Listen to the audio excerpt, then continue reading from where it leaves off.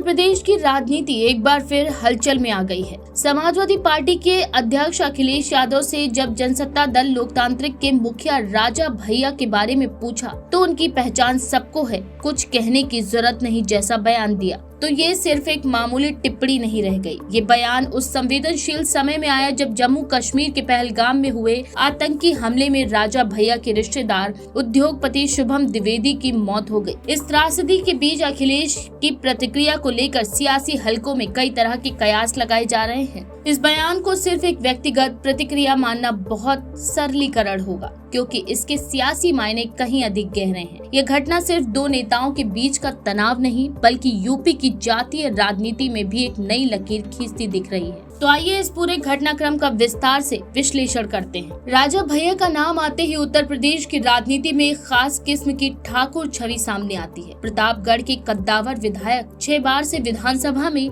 सत्ता के विभिन्न रूपों में भागीदारी और एक प्रभावशाली जनाधार। रघुराज प्रताप सिंह भले ही स्वतंत्र रूप से चुनाव लड़ते आए हों, लेकिन उनका असर मुख्य धारा की राजनीति पर हमेशा रहा है। उनकी राजनीति हमेशा ठाकुर मतदाताओं के इर्द गिर्द घूमती रही है। हालांकि समाजवादी पार्टी के साथ उनके रिश्ते उतार चढ़ाव वाले रहे हैं। एक समय मुलायम सिंह यादव की सरकार में मंत्री रहने के बाद जब अखिलेश यादव मुख्यमंत्री बने तो उनके रिश्ते में तनाव आने लगा। साल 2017 के बाद से ये दूरी सार्वजनिक हो गई। 15 अप्रैल 2025 को जम्मू कश्मीर के पहलगाम में हुए आत्मघाती हमले में 28 लोगों की मौत हो गई। इन मृतकों में कानपुर के युवा उद्योगपति शुभम द्विवेदी भी शामिल थे, जो राजा भैया के करीबी माने जाते थे। इस त्रासदी ने पूरे राज्य को झकझोर दिया। जब पत्रकारों ने अखिलेश यादव से इस बारे में पूछा कि क्या वह राजा भैया से शोक जताएंगे, तब उनका संक्षिप्त उत्तर था, उनकी पहचान सबको है, कुछ भी कहने की जरूरत नहीं।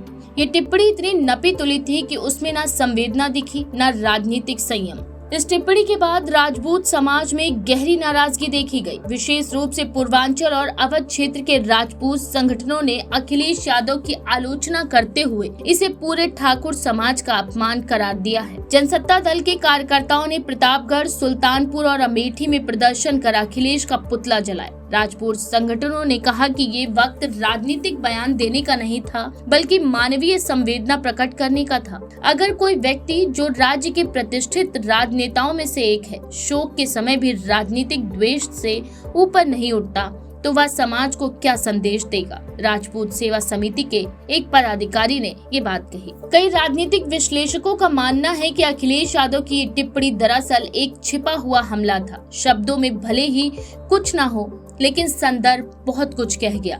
उनकी पहचान सबको है। ये वाक्य 2 तरीकों से पढ़ा जा सकता है। एक कि राजा भैया बहुत बड़े नेता हैं और सब उन्हें जानते हैं। दूसरा ये कि उनका अतीत, उनकी छवि और उनके काम सबके सामने है और इसीलिए उनके बारे में कुछ कहने की जरूरत नहीं। वरिष्ठ पत्रकार दीपक श्रीवास्तव कहते हैं, अखिलेश यादव अब पहले जैसे नरम नहीं रहे। वे अब बयान देने से कतराते नहीं, बल्कि चुभती हुई बातें भी सीधे कह जाते हैं। ये बदलाव साल 2022 के बाद उनके रवैये में साफ देखा जा सकता है। उत्तर प्रदेश की राजनीति में हमेशा से जातिगत संतुलन अहम रहा है। समाजवादी पार्टी का परंपरागत आधार यादव मुस्लिम गठजोड़ रहा है, जबकि ठाकुर और ब्राह्मण समुदायों का झुकाव पारंपरिक रूप से भाजपा की ओर रहा है। अखिलेश यादव के इस बयान को उस वर्ग में सामाजिक बहिष्कार जैसा माना जा रहा है जो पहले से ही एसपी को संदेह की नजर से देखता है। ठाकुर समाज ये मानता है कि एसपी सरकारों में उन्हें हाशिए पर रखा गया। राजनीतिक रणनीतिकारों का कहना है कि ये बयान साल 2027 के विधानसभा चुनावों के लिहाज से महंगा साबित हो सकता है, खासकर अगर जनसत्ता दल और भाजपा के बीच तालमेल और मजबूत होता। भाजपा इस पूरे घटनाक्रम पर अभी चुप्पी साधे हुए है, लेकिन अंदर खाने ये साफ है कि इस विवाद से उन्हें राजपूत समाज के बीच अपनी स्थिति और मजबूत करने का अवसर मिल गया है। शुभम द्विवेदी की अंत्येष्टि में भाजपा के कई नेता मौजूद थे, जबकि समाजवादी पार्टी की ओर से कोई भी वरिष्ठ नेता नहीं पहुंचा।